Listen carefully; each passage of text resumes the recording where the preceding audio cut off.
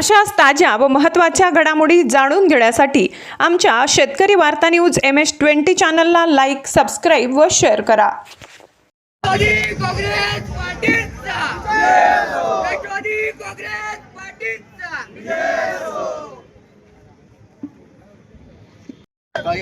आज प्रभाग क्रमांक 23 राष्ट्रवादी काँग्रेस पक्षाच्या प्रचार कार्यालयाचं उद्घाटन या ठिकाणी आमच्या जिल्ह्याचे अध्यक्ष राष्ट्रवादी काँग्रेस पार्टीचे आमदार आदरणीय सतीश चव्हाण साहेबांच्या हस्ते झालं.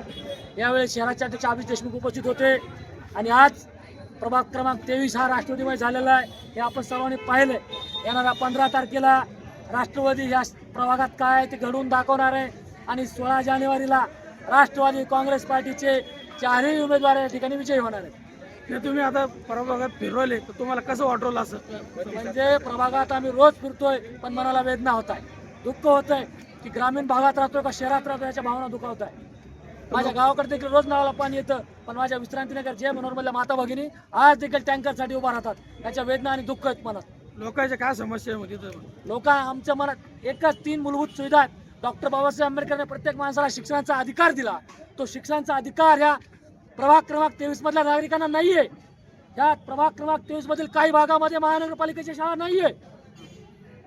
मग आता समजा तुम्ही तुमच्या निवडून आल्यावर तुम्ही काय करायचं?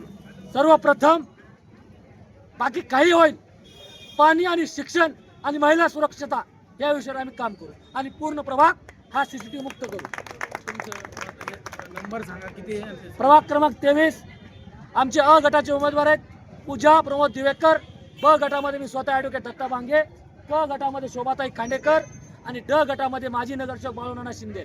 आणि माझी सर्व नागरिकांना प्रभागातील माता भगिनींना मला आव्हान करायचंय की मत विकासाला मत आहे, राष्ट्रवादीला मत म्हणजे जातीवादी पक्ष या ठिकाणी येतील, तुमचे माते भडकावतील. मला सगळ्यांना नम्रतेची विनंती करायची आणि हात पाय जोडून विनंती करायची आहे, भावांनो तुमच्या उद्याच्या भविष्यासाठी येणाऱ्या 15 जानेवारीला राष्ट्रवादी काँग्रेस पक्षाच्या घड्याळ चिन्हासमोरील बटन दाबून या 4 उमेदवारांना प्रचंड मताने विजयी करा.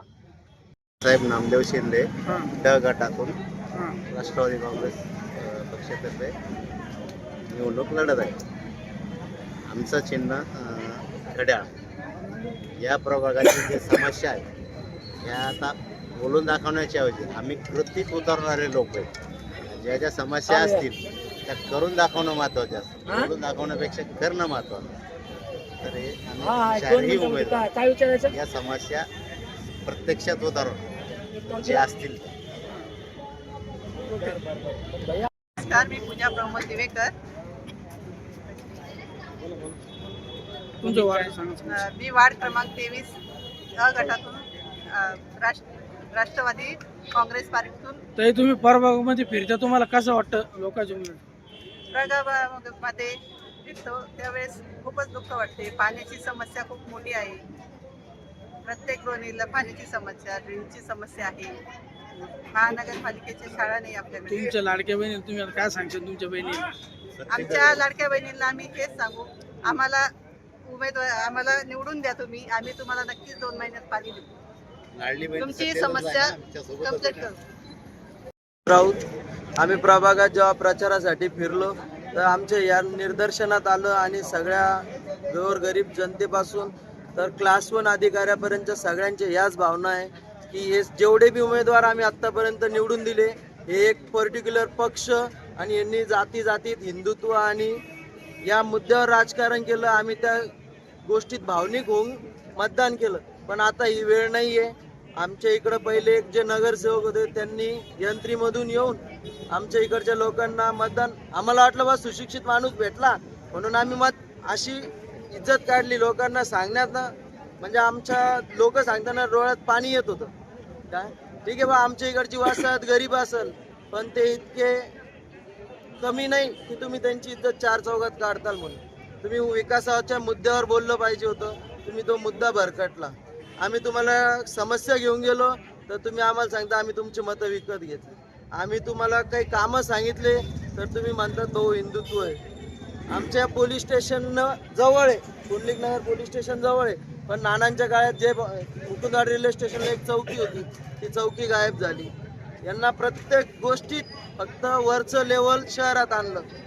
देशाचं राज्यात आणलं, राज्याचं शहरात आणलं. महापौर यांचे तिन्ही पक्षाचे होऊन गेले, तिन्ही पक्षाचे महापौर होऊन गेले, पण एकानं पण संभाजीनगर म्हणून आमच्यासाठी काहीच केलं नाही. आता आमच्या प्रभागात पहिली निवडणूक आहे. आता ही विनंती सर्व जनतेला. तुम्ही फिरत्या ना आता तर लोकांचं काय म्हणणं आहे तुम्हाला, असं काय समस्या काही सांगत असतो लोक सांगतात बा आमच्याकडे पाण्याचा प्रश्न आहे, नवीन रोजगार नाहीये, नवीन योजना नाहीये. आता हे नगरसेवक जे जे सांगतात तेच सांगतात. आम्ही एका फोनवर येतो, अरे पण तुम्ही काय कामासाठी येतात ते तर सांगा. ड्रेनेज चॉकअप झालं, तुम्ही आले, हे काम नाही, ती तुमची ड्युटी. तुम्ही ती ड्युटी सोडून त्या व्यतिरिक्त काय करताय? तुमचं स्वतःचं काय काम आहे ते तुम्ही दाखवा. जसं आम्ही आज छाती ठोकपणे सांगू लागलो, आम्ही या गोष्टी आज देणार आहेत. आज जसं सतीश भाऊंनी सांगितलं, आम्ही सत्तेत आलो, महानगरपालिकेत आलो तर मार्चपर्यंत 24 तास पाणी देऊ. तुम्ही याच्या आधी सगळ्या इलेक्शनला तेच आश्वासनं दिली. आता सत्ता बदल हवा, हा जनभावना आहे आणि ती उतरण्यात मजा आहे. काय सर्व मतदारांना काय सांगशील आता? सर्व मतदारांना फक्त एवढीच विनंती, आतापर्यंत जे झालं ते सोडून द्या. जे झालं ते गंगेत मिळालं, पण आता ही वेळ आलेली आहे. डॉक्टर बाबासाहेब आंबेडकरांनी आपल्याला अधिकार दिलेला आहे, त्याचा आपण नीट उपयोग करू आणि चांगले आणि सक्षम उमेदवार आपण निवडून देऊ.